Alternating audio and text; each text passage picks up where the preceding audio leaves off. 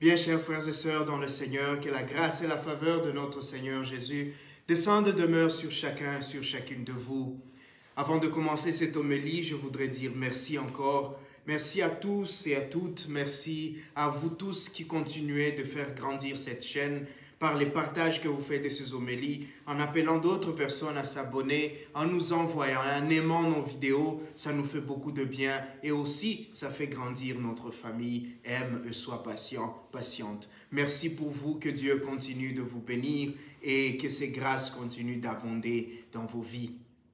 Aujourd'hui, 16e dimanche du temps ordinaire de cette année liturgique A, nous sommes appelés à regarder les parasites. Oui, les parasites. Le mal est un parasite. Un parasite, par définition, ne peut vivre sans son hôte, sans un hôte. Un parasite cherche toujours là où il va se coller, là où il va prendre sa nourriture, là où il va prendre sa substance. Un parasite cherche à se confondre avec son hôte pour au fait exister, pour vivre, pour se faire voir, pour paraître aussi. Et le mal, aujourd'hui, les Écritures nous rappellent que le mal, c'est un parasite. La parabole de ce semeur qui a planté dans son champ le bon grain. Et l'ennemi est venu planter le mauvais grain. Et les deux commencent à grandir ensemble. Et lorsque les travailleurs voient cela, ils disent, mais attends, il y a quelque chose de nouveau dans ton champ que nous n'avons pas mis. Veux-tu que nous puissions arracher cela? Mais le propriétaire dit non, il ne faut pas faire ça. Si vous arrachez, parfois vous ne saurez pas faire la différence. Tellement elles sont encore petites, tellement ces plantes n'ont pas encore grandi. À un moment, vous ne ferez pas la différence et vous risquez, en arrachant le mauvais, d'arracher aussi le bon. À un moment, en voulant tuer le parasite, on peut aussi tuer l'hôte. Et donc, le maître du champ décide de les laisser grandir. Parce que quand la bonne graine, quand la bonne plante sera à maturité, sera assez forte, sera prête pour la moisson, alors la différence se fera clairement. Revenons à la question du mal. Le mal, c'est un parasite qui ne peut pas vivre sans l'autre qui est le bien. Pour que le mal vive, il faut que quelque part le bien soit en train de grandir, soit en train de se faire voir. Et c'est pour ça, Paul dira que là où le péché abonde, la grâce surabonde. Parce que la grâce est toujours plus grande que le péché. Nous vivons dans un monde où vous voyez chaque jour à la télé ou aux infos, dans les rues, dans nos quartiers, des nouvelles qui choquent. Des nouvelles de guerre, des nouvelles de famine, des nouvelles de viol, des nouvelles de violence, des nouvelles de traîtrise, des nouvelles d'abus. Toutes ces nouvelles que nous voyons chaque jour, nous avons l'impression que le mal est en train de gagner du terrain. Que comme dans ce champ, le mal grandit et grandit à toute vitesse.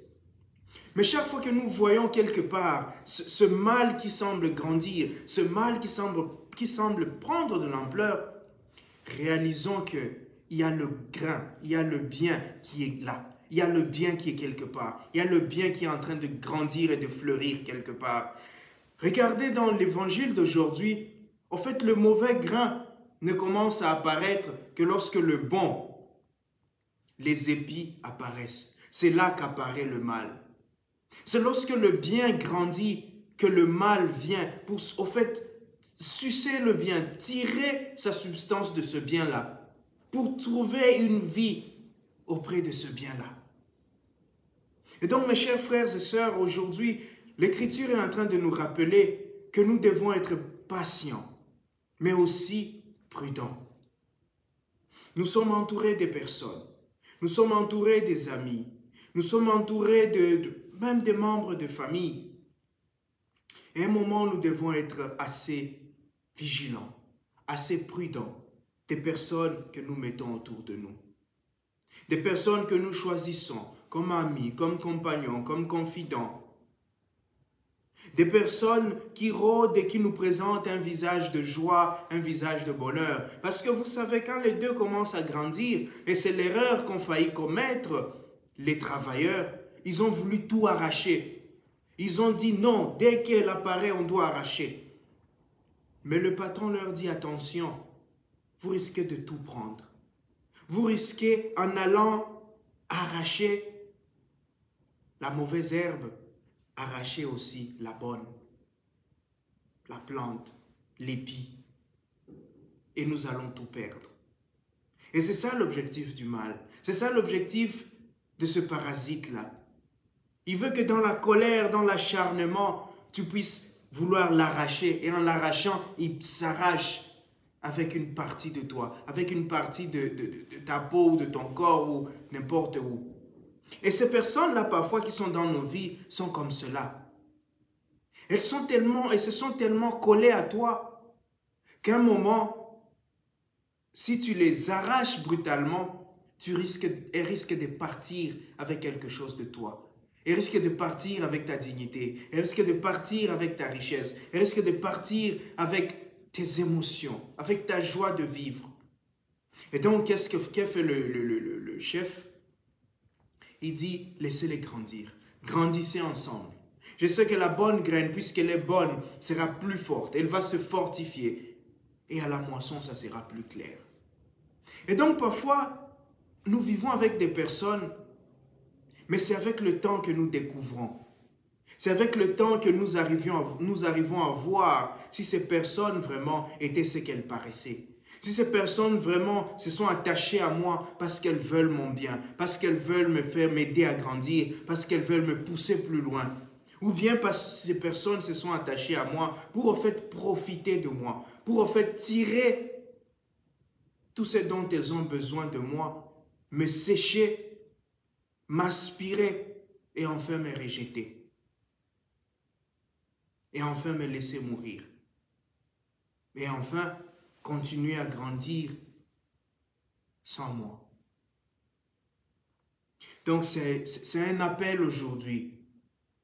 Et la question serait alors, comment est-ce que je distingue ces personnes-là? Comment est-ce que je sais que les personnes qui sont dans ma vie sont des personnes qui veulent m'aider? Comment est-ce que je sais que ceux qui me côtoient veulent mon bien? Eh bien, la réponse peut-être se retrouve dans la deuxième lecture d'aujourd'hui. C'est faire appel à l'Esprit Saint, l'esprit de discernement, l'esprit de patience, l'esprit de prudence. Pour que cet esprit nous guide, pour que cet esprit te guide et me guide dans les relations autour de moi, pour que cet esprit m'apprenne à regarder, à voir ces personnes que je dois écarter de ma vie, ces personnes que je dois enlever petit à petit de ma ceinture rapprochée. Priez l'Esprit Saint afin qu'il nous donne la lumière suffisante, afin qu'il nous donne la force suffisante, surtout la force de continuer à être des personnes de bien, parce que le bien triomphe toujours du mal. Le bien est toujours vainqueur du mal. Et donc, le bien, c'est comme cette lumière qui, à force de s'étendre, à force de s'expandre, finit par engloutir le ténèbre, finit par détruire le ténèbre. Et donc le mal qu'il y a dans le monde, le mal qu'il y a autour de nous aujourd'hui, nous rappelle qu'il y a le bien quelque part, le bien en train de grandir. Et donc pour lutter contre le mal, continuez à faire le bien, continuez à faire grandir le bien, continuez à expandre le bien pour qu'un jour ce bien engloutisse le mal. Parce que c'est à la maturité que finalement ceux qui viennent récolter voient que ça, c'est la bonne plante. Ça, c'est la mauvaise. Celle-ci, on l'arrache, on la jette au feu. Celle-ci, on la prend, on la met dans le grenier. C'est parce que cette plante a pris le temps de grandir. Tu découvres ton ennemi. Tu découvres le mal. Tu découvres le péché que lorsque tu décides de grandir dans le bien. Et donc aujourd'hui, chers frères et sœurs, nous allons prier. Nous allons demander à l'Esprit Saint de nous donner la grâce. D'abord, la grâce de la patience. Il nous faut beaucoup de patience. Parce que le mal autour de nous nous fera parfois très mal. excusez la tautologie. Le mal autour de nous va nous faire souffrir par moments. Nous allons nous sentir dévastés, en colère.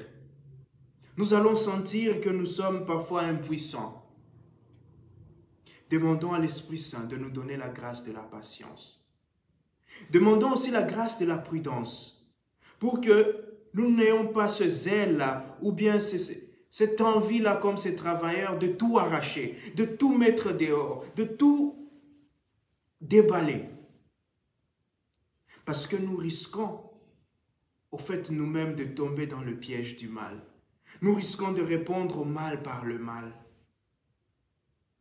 Et enfin, demandons la grâce de toujours faire le bien. La grâce de toujours faire grandir en nous le bien. De toujours faire grandir en nous ce qui est meilleur. Là où il y a la haine, de toujours continuer à apporter l'amour. De grandir, de faire grandir cet amour. Parce qu'un jour, cet amour va effacer cette haine. Là où il y a la corruption, de faire grandir l'honnêteté. Parce que cette honnêteté grandira et fera un jour disparaître cette corruption. Et ainsi de suite. Chacun connaît, chacun sait autour de lui ou en lui-même qu'est-ce qui est mal.